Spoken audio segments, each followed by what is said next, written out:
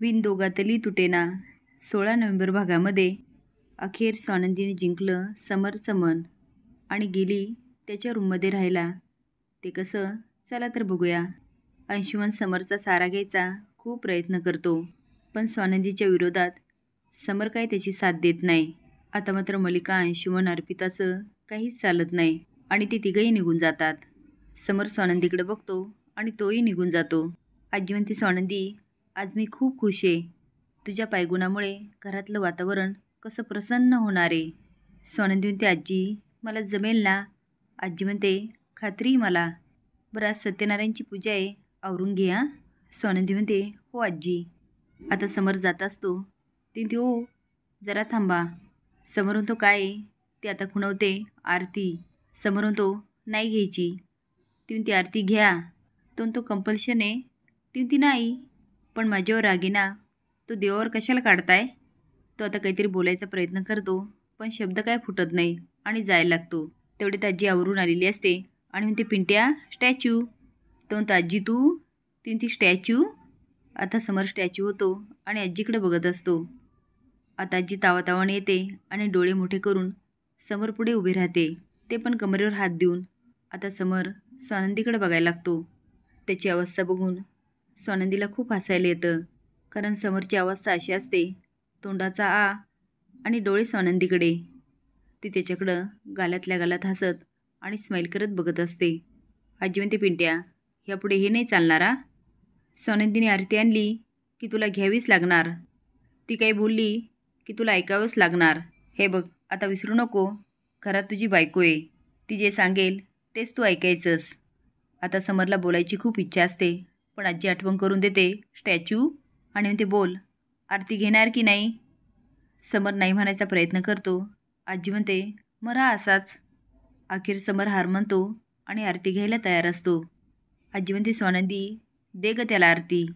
आजी त्याला आता पूर्ववत करते. समर म्हणतो, ह्या घरात आता माझं काय होणार आहे काय माहिती. आजी म्हणते, जे काय होणार ते चांगलंच. जा, सत्यनारायणची पूजा आहे, आवरून घे. समर म्हणतो, आजी त्याची काय गरज आहे? आता एवढं सगळं केलं आहे ना मी. आजी म्हणते, पिंट्या, जा म्हणते ना. आता पूजेसाठी समर स्वानंदी आवरून येतात. आता पूजा झाल्यानंतर स्वानंदी समरच्या रूममध्ये जाणार.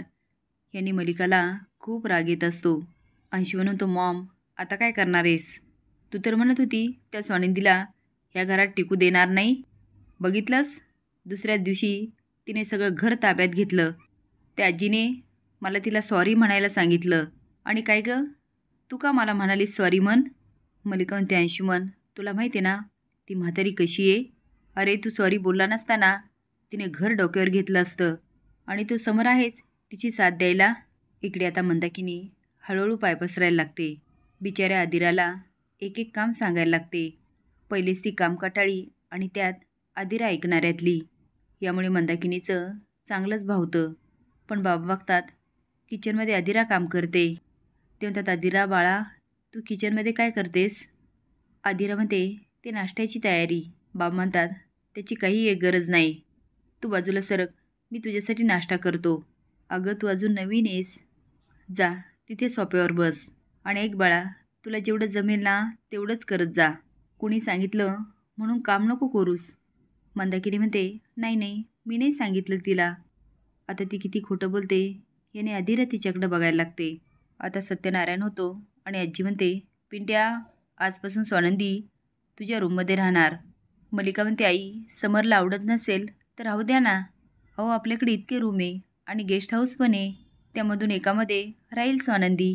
आजी म्हणते, स्वानंदी पिंट्याची बायको आहे, त्याची रूम सोडून ती बाजूला का राहणार? आजपासून स्वानंदी पिंट्याच्याच खोलीत राहणार. आता नोकराला बोलवते आणि सांगते, स्वानंदीचं सगळं सामान पिंट्याच्या खोलीत ठेवा. रात्री समर स्वानंदी रूममध्ये जातात आणि बघून थक्कच होतात, कारण सगळी रूम फुलांनी सजवलेली असते. आता समर स्वानंदीकडे बघतो आणि स्वानंदी समरकडे. ती आता तोंडाला हात लावते. समोरून तो, झोपा तुम्ही इथे. तो आता बेडशीट ओढतो आणि सगळ्या गुलाबाच्या पाकळ्या स्वानंदीवर पडतात. तो आता त्याला झोपण्यासाठी तो बेडशीट घेत असतो.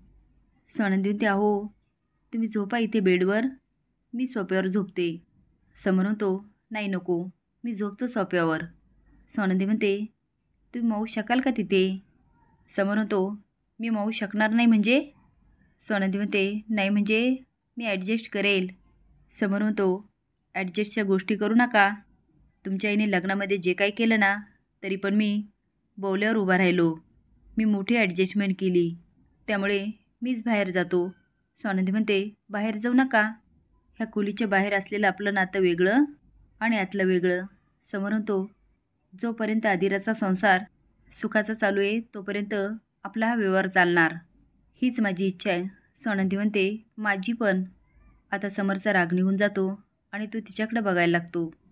आता पुढे काय घडणार हे बघण्यासाठी लाईक आणि सबस्क्राईब करा. धन्यवाद.